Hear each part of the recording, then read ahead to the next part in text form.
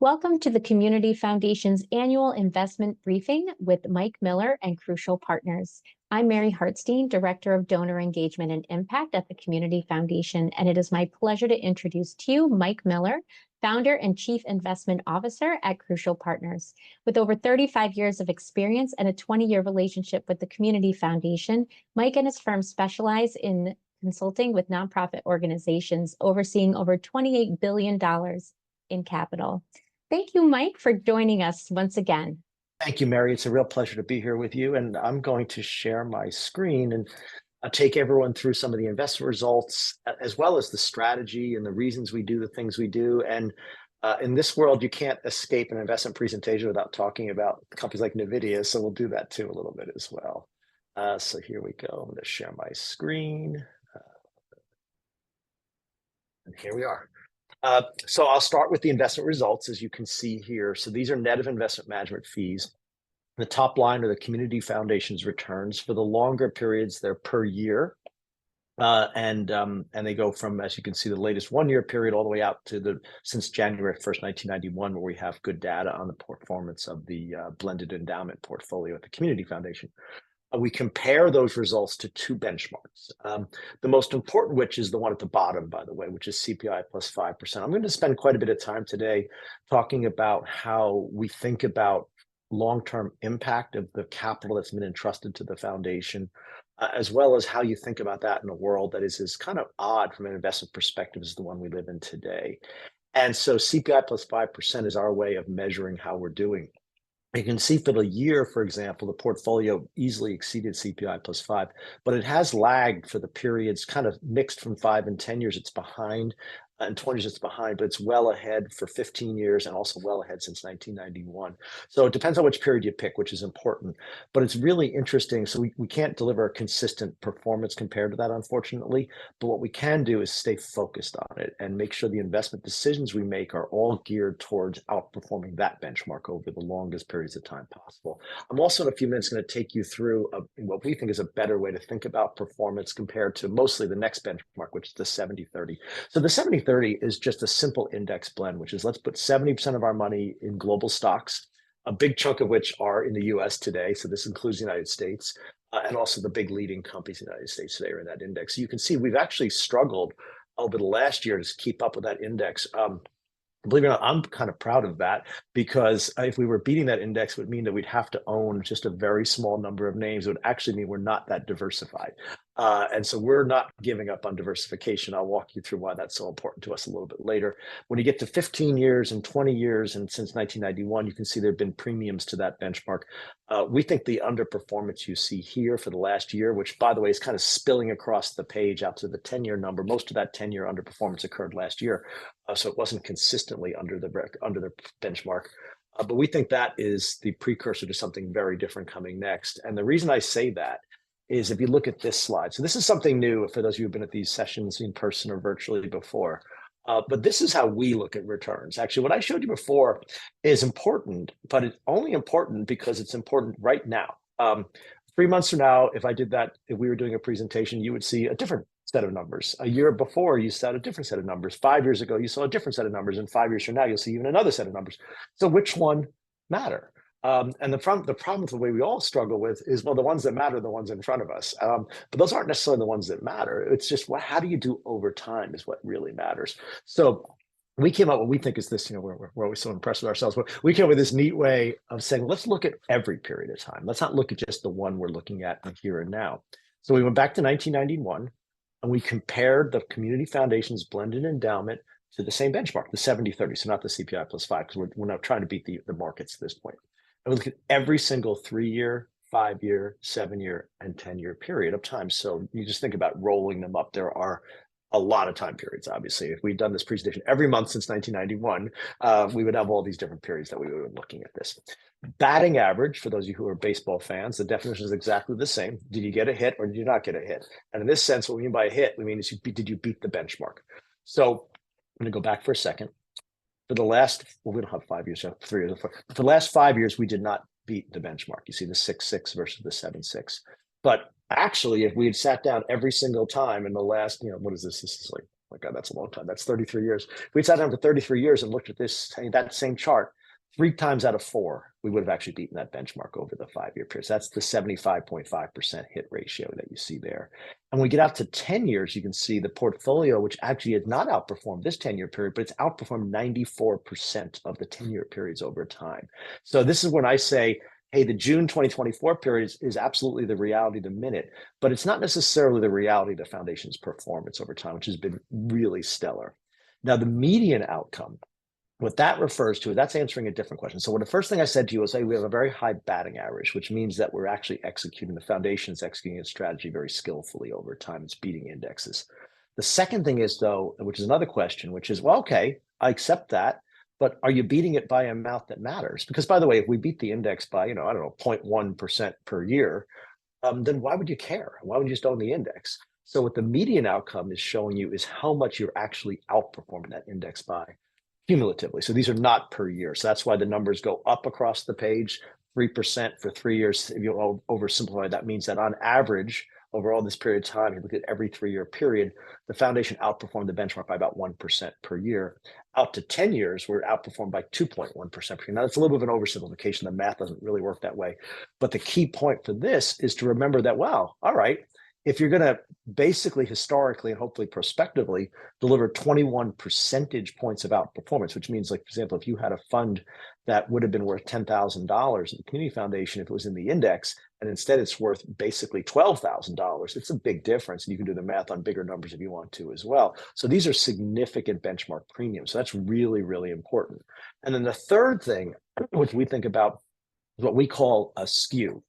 So I'm sorry, I did a master's degree in statistics. So I like to use statistical terms, but skew refers to, in this case, did you do better in your good days than you did badly in your bad days? Because everybody has disappointing periods. And what you want to see here, and this is what we did with the best and the worst outcome. So all we did here is we said, let's look at the very best outcome over all the time periods we've been in and the very worst one, and we compare them. So what you can see, which we're happy about, is that the best outcomes are dramatically bigger, especially get to the longer periods of time than the worst. So just think about this for a second.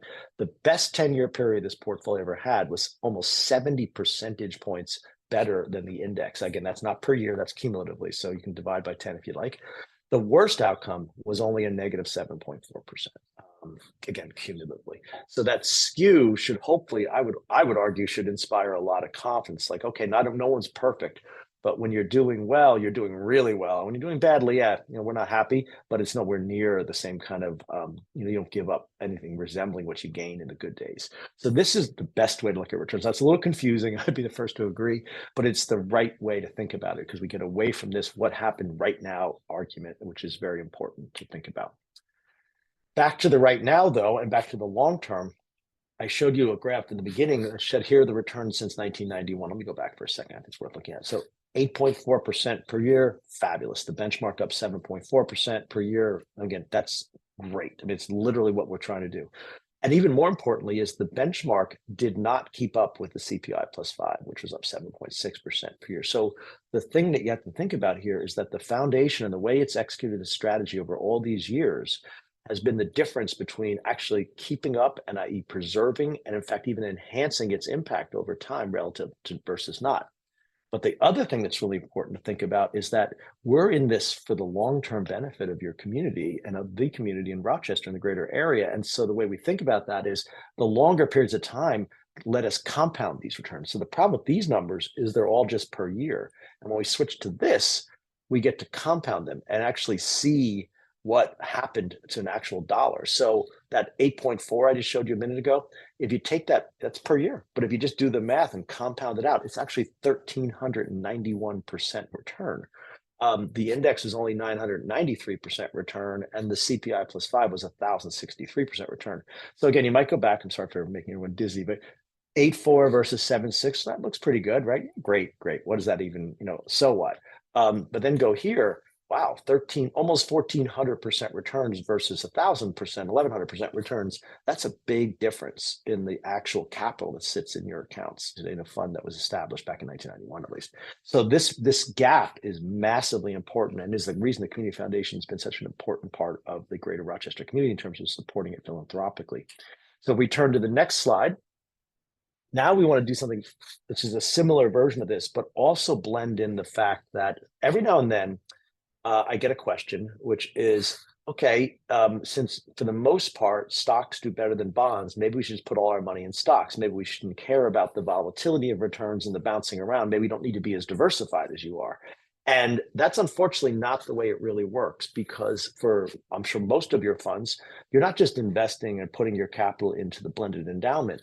You're spending over time. You're making grants. You're doing, you're fulfilling your philanthropic goals in the community over periods of time.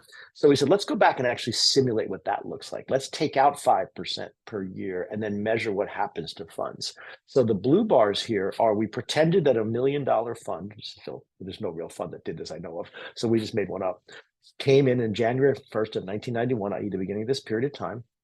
We invested it in one of three portfolios, the ones we've been kind of talking about today a little bit, which is the blended endowment, that's the community foundation, in a 70-30 mix of the indices that we talked about earlier, and just in the all equity index itself. Let's just take a look at what that looks like. Forget about stock, forget about the diversification. And what you can see if you look at the first, and we also, we took out 5% per year, and we made no new contributions. So a single contribution to the portfolio is all we did. And what you can see is at the end of basically June of 2024, we just looked at the fund balance. It was just over $3 million, which is dramatically higher than the 70-30, which was only about $2 million. And even the all equity index, and this is what's going to get very interesting in a minute, was only about $2.7 million. So we actually had a higher ending fund balance. Then look at the middle bars. We also distributed more capital. The portfolio, because it had higher returns, and I'll get to this a little bit later, I'll show you a graph which I think really illustrates this. And because it wasn't as volatile, at least as the all equity index, it actually paid out more capital. Because remember, when you do these payouts, we're doing 5% of a rolling quarter average. And if the index, if the investments are too volatile, that can really bounce around a lot. And that can really interrupt and in fact reduce your philanthropic impact, i.e. your spending. Then total capital generated, again, another fictitious, crucial term, but we just took the first bar and the second bar and added them together just so you could see the net impact in dollars, which is that $1 million, essentially, if you take what's still there in the community foundation and the blended endowment, plus what's been spent, you're actually close to $5.8 million. And that is dramatically higher than either of the other two bars. Again, all we're doing is adding the first two bars to get to the third set of bars. So this is great. Now look at this. So we took the middle bars on the prior page, which is the spending, and we literally just said, well, let's just look at it year by year. And here you can see, now look at the gray, and that's the all equity bar. And you can see, it actually for a while there, especially up until about 2001, was basically keeping up. It was a little behind, but it was mostly keeping up with the community foundation line. And then it started to plunge. Whereas the blue line, which is the community foundation investment pool, held its own. And what I would also, I think I find fascinating about this, and I hope you do too, this includes some pretty nasty bear markets, i.e. the 2008 global financial crisis. You can see that in the middle of the page, and is barely, the only thing that really happens in the community foundation is a slight decline that followed that, but not very significant. And then back to the upward trajectory that we absolutely are trying to do here. We want to have, at a minimum, since these are nominal dollars, i.e. not adjusted for inflation, they need to go up just to keep impact steady. And that's exactly what's happened. So again, this picture of a more steady, rising line is also what we're very much trying to do here. And this gap is really, really important. So it's not just the gap itself, but the way the gap evolves over time, which is what you can see here, which is this growing, basically ability to distribute capital into philanthropic work in the community. So how does the community foundation do it? Let me take you through the strategy here. So first of all, there's an investment committee, a fantastic investment committee, and they decide on the really critical things. They decide on the asset allocation strategy. They decide on the managers that get hired and the index funds. We use index funds in the portfolio as well. The investment managers are the ones who pick stocks and bonds for the portfolio. So the committee does not decide whether to buy Apple or to buy Microsoft or anything like that. They hire people who make those decisions. Those are the investment managers. Everything I've shown you before is net of any fees charged by the investment managers. So that's already been paid and it's taken out of the returns. And then Crucial Partners, who I work for, is the independent advisor. So we also don't pick stocks. So we don't have an opinion on Microsoft versus Apple. We also do not make the investment decisions here. So if you were sitting in an investment committee, I think you'd probably agree with what we have. We have an advisor who comes in and objectively tells us what we think is what they think is best. They respond to our questions and inquiries, and trust me, there are lots of those. I from the investment committee, and they're unbelievably opinionated, which is clearly what you're hearing from me a little bit today. So they get an opinionated advisor, but they don't have to listen to us. But the good thing is, after all these years of partnership, for the most part, we do agree on a lot of things. But we also have really healthy debates, and that's why you have an investment committee that really is here to bring tremendous expertise and skill to the equation. So the strategy, I hate to disappoint people because I think for the most part, when you read a lot of investment publications, it's always about, well, how do I make money now? Unfortunately, we're not going to tell you that because we don't really think anyone knows that. And that's the challenge. So the strategy is really simple. And it's all tied back to the things I said earlier. How do you, over the course of decades, achieve that blue line we showed you before? How do you make that happen? And there are three simple things that you must do, and these are not negotiable. The first is you have to think long term. So we have a strategic asset mix, not a tactical one. So if you're sitting in an investment committee meeting, you would not hear anybody say, well, I think the S&P is going to be up 8% for the rest of the year. Or I think interest rates are going to go here. And again, if we knew that, we would love to know that. I mean, that'd be fabulous, right? Who wouldn't want to know what the future holds? But it's the future. We have no idea what's going to happen. And so we don't try. We think long term. I will show you, though, how we think about what markets are doing in the here and now in a minute and how that affects the long-term returns, but we don't think about short-term returns, which is the second point. And the last point, and this has become, unfortunately, an antiquated notion, which is that you should diversify. Because right now there's an incredible amount of focus on the supposedly magnificent seven. And most people are like, well, I'll knows. And that's the opposite of diversifying, by the way, that's concentrating. Concentration, even if it works, is still risk. And so we're very focused on risk. And we're also very focused on another thing, which is very, very important to remember, which is there are no do-overs. If you mess this up, you don't get another chance at it. And so we really think about that. There needs to be fear, forgive the negativity of that, but if you want to be the investment advisor or an investor or an investment committee member of the foundation, you need to be afraid. You need to be afraid of not doing this well over time. And I say that because there are times where everybody else isn't afraid of anything, and you need to maintain a healthy level of fear that allows you to drive returns to the place they need to be. So this mix has been very slow moving. There's a sub mix inside the mix, but basically endowment funds have been invested 70% in stocks and 30% in bonds for 23 years. That was the last time they'd been changed before. That was even before my time. Back in 2013, so it doesn't happen very often, we changed it. And we changed because interest rates were lower, much lower at the time. They've risen now a little bit, but we've really liked the way this strategy has worked. So we're 70% stock still, staying long term. By we, I mean the foundation, of course, 20% fixed income, and 10% in alternatives, which is actually largely hedge funds. Hedge funds are very controversial. They've actually been extremely successful here. They have done much, much better than the bonds. And so we've been really happy with the way that's turned out. And then in late 2021, we added private equity. And, I know the investment committee doesn't like when I say this, but that was one of the most unbelievably fortuitous timings I've ever seen, because that was literally the top of the private equity market. So we didn't invest any money at the top. We basically started investing in the kind of the wreckage that's what's sitting in private equity today. And we're doing it very slowly and very thoughtfully. So I'm really excited about how that's going to play out over time for the foundation. I know we'd all like to say we knew what the top was going to be in 2021, but as you heard a minute ago, we do not know such things, nor does the investment committee. So manager selection is also part of the equation. We have due diligence that we do. That's the Crucial's job, is to do the due diligence. And if you are on the Crucial team, as you heard earlier, I'm the chief investment officer. So there's a team of people who, including me, that do this work. And we really follow 4 simple rules when we pick managers. The first is just to give you a sense of this. For every 100 managers that walk in our door, we might get to liking 2 or 3 of them, maybe 4 on a good day. So it's a very, very high bar we set. And the reason we set it is because it's hard to outperform indices over time. Let's be really clear. There are people who can do it, but you need to be really, really skeptical about that. So we start with these rules. Returns are always accompanied by risk. Anyone who does outperform an index is doing it by taking a risk. And the question is, should they take that risk? Are they good at taking that risk? And will they get paid to take that risk? Those are the things we think about. The second point is we need to understand the strategy, know the key people, and avoid needless complexity. By that, we mean if I have to have a PhD in something to understand a strategy, it's not a good strategy for us. It may be a perfectly good strategy, but we're not interested in strategies where we don't understand what's happening.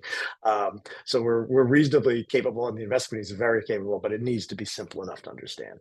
The key thing for us here, though, is also what one of the great things about, even though I know COVID is very much alive and well, unfortunately, but being in a world where we can travel again has been really, really valuable, because for us, being on the road, knowing the people, talking to the people, I literally had lunch in where I'm today with one of the foundation's managers yesterday, just to check in on them and see how they're doing and spend some time understanding them as people.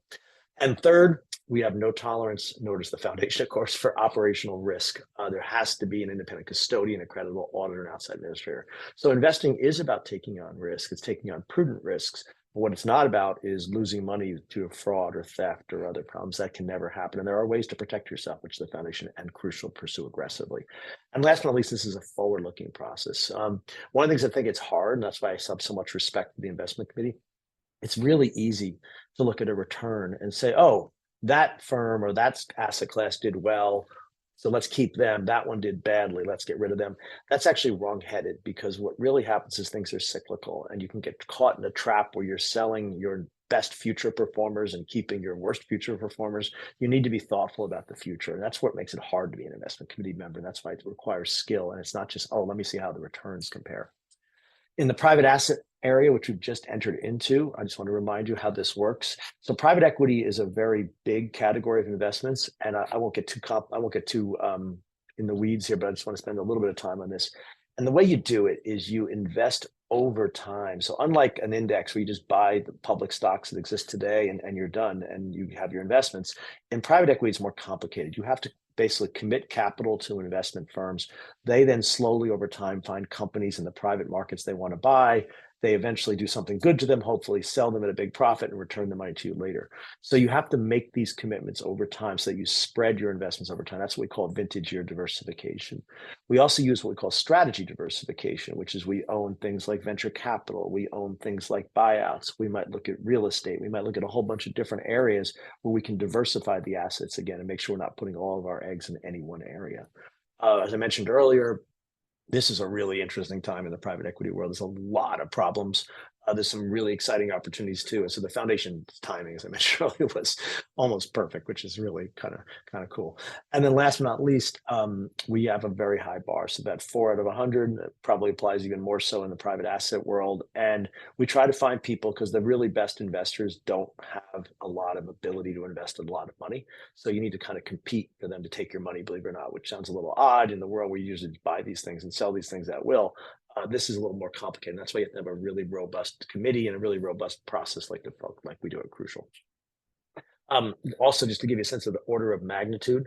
So as of June 30th, 2024, private assets in total were 3.7% of the pool. So this is not a big giant piece. If you think about it, it's only, if you're in the blended endowment at 70, 20, 10, 70% equities, that's really only about 2 to 3% in actual private assets. Over time, this will grow. This is just our projections, and so we'll see over time. We're not absolutely able to project with perfect accuracy, but what we can do is we model this, and that's how the committee makes decisions around how to commit, when to commit, how much to commit, et cetera. So let me switch gears here. I've used that very negative term fear before. And I want to use it I don't want people to walk away frightened. That's not the goal here. But you need to be balanced as an investor. You need to have a desire, of course, to generate returns. But you also have to have the ability to think about what might go wrong. And that's why I use that word fear.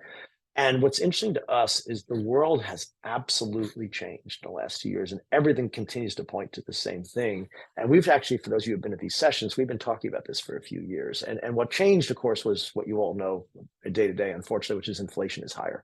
And higher inflation, which, as we're now learning, is not so easy just to eliminate it. You can make it moderate it, which would definitely had happen, but it's not that. It's important, and it's a really important economic force. And what it does is, in addition to making things at the supermarket cost more and everywhere else you go, it also changes the way capital markets work. And the reason it changes them in such a profound way is that it basically limits the ability of institutions like the Federal Reserve to do the things that have been doing since the global financial crisis, i.e., since the global great financial crisis, we call it, I guess. Every time there's been a problem in the economy, what the Fed and other central banks did was just flood the system with liquidity. And that was essentially done to protect asset prices and protect, wealth and protect economic conditions. It was done with good intentions, of course, but that's something you can only do when there's no inflation. When there's inflation, you can't flood the system with capital because you end up getting the kind of inflation, for example, Germany saw after World War One, and that's destructive, obviously, in a horrible way that cannot be tolerated. So that's really important.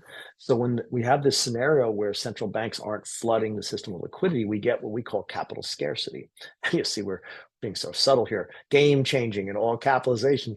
And capital scarcity is important because in a world where capital is constrained, asset prices are under pressure. And more importantly, what happens is companies that might be actually good companies or decent companies sometimes don't survive because companies need capital to thrive and succeed. So when money's free, almost anybody can survive. In fact, grow, at least on paper, quite wealthy. But when it's not free, it changes everything. And that's why I keep saying fear, maybe a better word would be risk. It's riskier out there right now. And we're struck by the way the markets are kind of handling this, because the markets get it, obviously, is they're basically saying, well, let's just put all our money in a few names. And that gets us to this, which is the Magnificent Seven impact.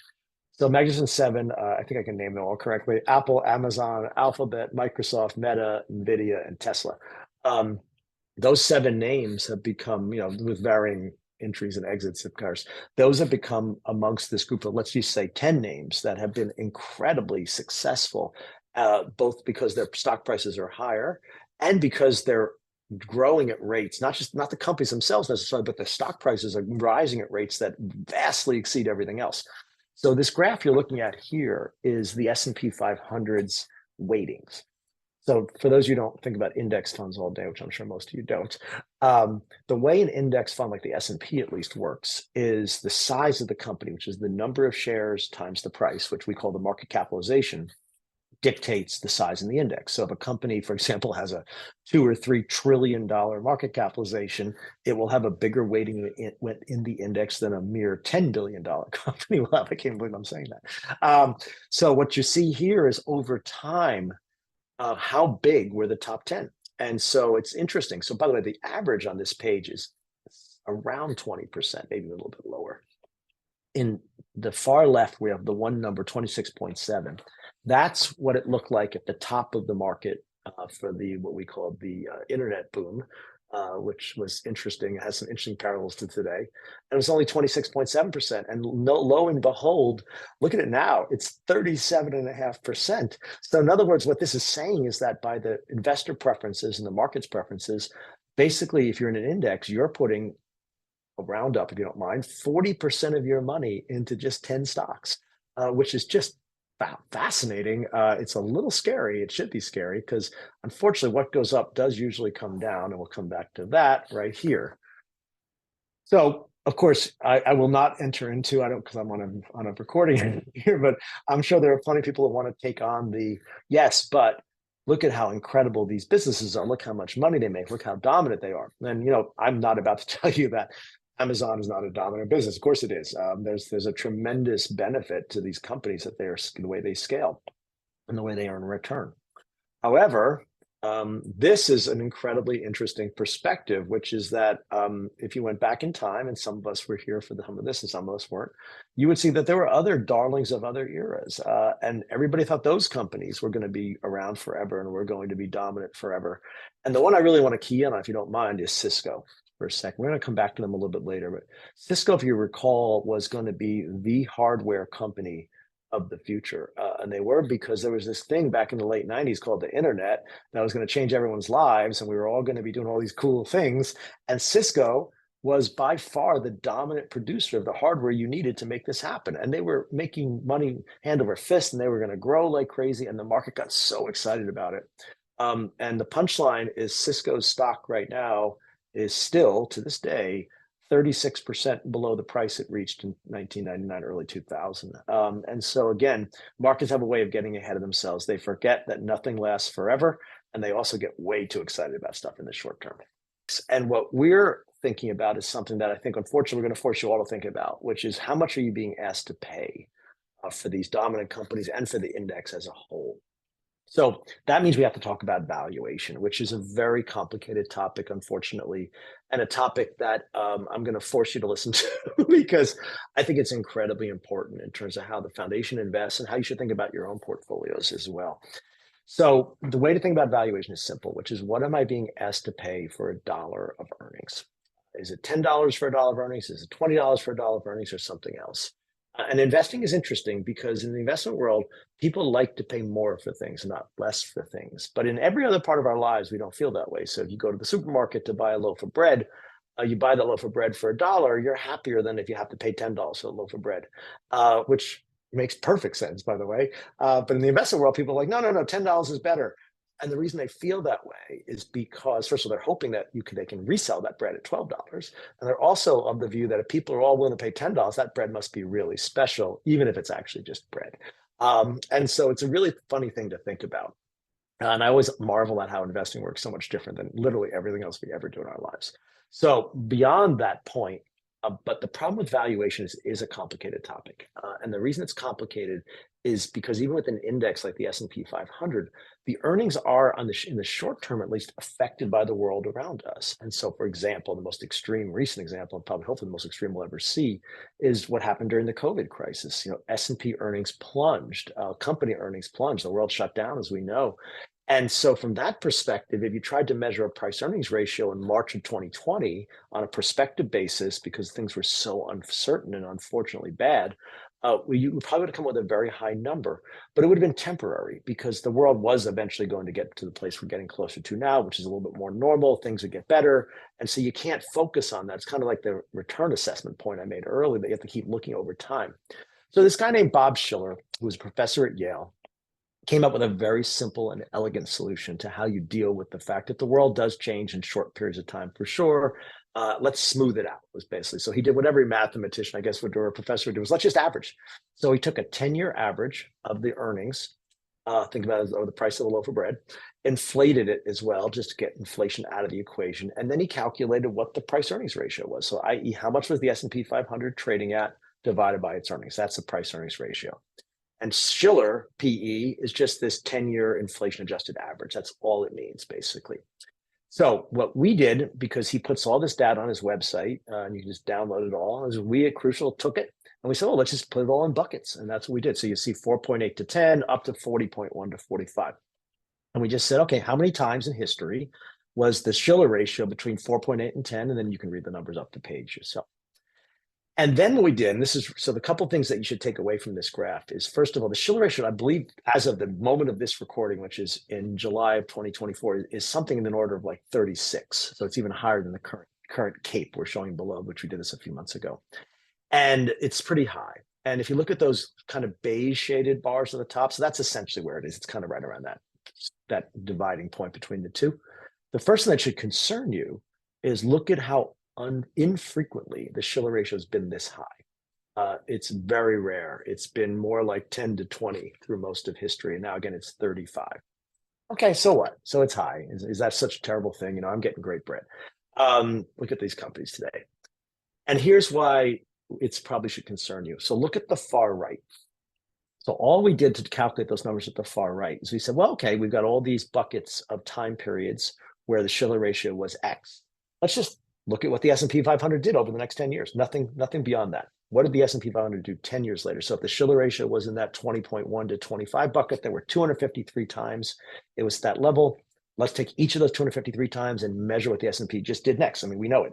This was the past. We can just look at what happened. And then if you look to the right, we say, okay, what was the median? And median, for those, I'm sorry for the statistics again, median is the middle of the distribution. So half of them were better, half of them were worse. And here's the loaf of bread issue. Just like you feel in the supermarket where you like to pay less for things, it is the same thing in the stock market. You just don't feel that way. The returns are higher at the bottom. That means that when you pay less for the loaf of stock return, or stock index profits, I should say, you get more in the future. And when you pay too much, or you pay a lot, I should say, you get less in the future. So this is the problem that people need to be thinking about today, which is when the ratios are this high, the long-term future returns, unless history is this is going to be the one time it's wrong, are not good. And just to be a little more robust on this point, look at the maximum returns even. So since we're in this 35.1 to 40% range, 40 PE range, excuse me, the absolute best return in history was 4.7% per year, and that includes dividends, by the way. The worst was actually a negative rate of return. By the way, I showed you that 1999-2000 peak before. The S&P actually, I believe, had a negative return for the next 10 years after that. So the worst was negative 1.4% per year. So again, if you're like, well, I don't care, the S&P is great, look at all these great companies, that might be true. No one can categorically tell you you're wrong. But history suggests that if you're lucky, you're going to get 4% or 5% a year for the next 10 years. And by the way, I think you can get that on a T-bill today or in your money market fund. So this is a really important thing for people to think about. And it's a sign of what's become a very fun time, but one that has the seeds, again, of fear. Go to the next slide if I can make this work. There we go. And I think the last point on this about the markets today is how this love affair is very, very limited. And the best way to think about that is what we're showing you here. So again, a little bit more technicality stuff for a second, but take a look at the table at the top right. What that's showing you is each of the economic sectors in the market. So FIN stands for finance, ENE is energy, HC is healthcare, all the way down to the bottom, which is technology stocks. So technology stocks, looking ahead 12 months, are expected to basically be 23% of the S&P 500's earnings. So that was the E and the Schiller ratio before. However, when you look at that, remember that graph with the exploding weightings?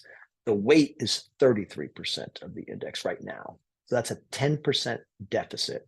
So now, of course, someone could say, hey, these stocks are going to grow their earnings so quickly that they'll catch the 33. Sure, that might happen. But it's interesting to think about all the areas of the market where you're paying a lot less than even the current earnings contribution. And unless these are all awful, awful industries, which they are not all awful, they might be more interesting, is the only thing we would say. But here's where it gets really interesting, because someone say, yeah, okay, but technology is the most exciting sector. It's the best sector. It's growing the fastest. It's the most innovative. It's going to have the biggest impact on our lives. Agreed. Look at the left side. So this chart is the same exact companies, but equal weighted, not capitalization weighted. And it's just really, this is stuff I love about this job sometimes. The technology sector, equal weighted, is the cheapest sector right now. And the way you should interpret that is that the love affair with technology companies, which has become an incredible love affair, is only for the big ones. It's not for the smaller and the mid-sized ones, which, by the way, maybe some of those small and mid-sized ones are the next Microsofts and the next NVIDIAs. And so it's really interesting. And again, I think this chart is important because it just shows you this chasm between a few companies and everything else. And even within the sector that we all agree is probably one of the most exciting ones, people hate everything except for a few companies, essentially. So it's really, really interesting to think about what that means as an investor. So I don't usually do near-term outlook because we don't do short-term forecasting here, and I'm not about to change that. But this is such an unusual moment in time that I thought, well, let's just put a couple of quick near-term points on. The first is that I mentioned Cisco a few times in this presentation. So if you went back to that peak valuation at Cisco in 1990, it's actually early 2000, the size of Cisco, i.e. the market capitalization, its weight in the index, remember, was 5% of US GDP. And GDP is the size of the US economy, by the way. NVIDIA, not today, but recently, got so popular that it was 12% of the size, of the entire US economy. I don't really know how to interpret that, but it definitely sounds a little odd that one company that makes chips is worth 12% of our entire economy. So just think about it. I won't draw a conclusion for you. The second thing, though, which is really important, is the foundation has underperformed that index. A big part of it is because we own some NVIDIA, but not nearly as much as the index does, and I am extremely happy about that. And foundation's safer or diversified strategy, actually, as we speak, and we're having this session today, has started to pay dividends pretty quickly. Actually, the market seems to be changing. We shall see. And then last but not least, markets like this create amazing opportunities for patient, long-term, diversified, proven investors. And that's what the Community Foundation has going forward. So that's why again, I don't like showing you charts like in the beginning where we're not up 14, we're only up 10. But at the same time, I also know that having done this for as many years as I have, that these are the best of times for us because good things tend to happen for those who do good things. So last but not least, we will continue to stick to the same game plan we always do, which is we're going to be diversified. If the top 10 names in the S&P becomes 70% of the index, And we will not look so smart, but at the end of the day, we are not about to chase after things that probably really, really, really don't make sense. The second point is we're going to always think about valuation. Again, no do-overs in investing the foundation's capital. If we have a terrible 5 years, i.e., the market, we could have had a 8% return and we get two because we have too much of these big cap names. You don't get to change that. You don't get to go back and change your decisions. So we have to stick to things that we know work over time, and we have to deal with the short-term implications when they're not working. And the foundation has hundreds of millions of dollars, thanks to all of you and others in your community, even after distributing as much money has been distributed over the years, and we have scale and access to top investors on a global basis. So thank you so much for your time today, and it's been a real pleasure to be with you, and I look forward to doing another one of these. Thank you.